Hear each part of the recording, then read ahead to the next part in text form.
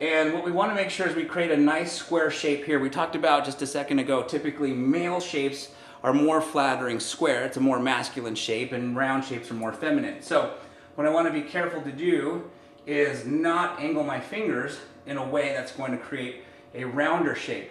And it's not it's not the end all be all. I mean, there are exceptions to the rule, but in general, for men, we want to create more of a square shape, which means I have to hold my fingers very square. So when I pull my fingers out, it's going to be a perfectly straight line from ceiling to floor versus an angle, something like that or something like that even, where it's going to be too heavy or too round, depending on how you hold your fingers.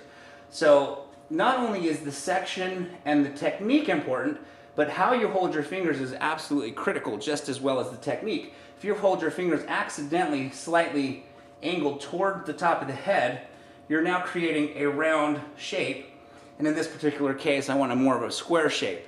And then again, if you hold it accidentally this way, you're creating more of a round graduated shape, and again, what I want is a perfectly square line right there. So as I take this first section, and I'm going to put my knuckles again flat against his scalp because I want it to be short, I'm making sure that my fingers are going in a perfectly vertical line from floor to ceiling with no angle. And that's how I'm going to make sure I have a square shape on this side.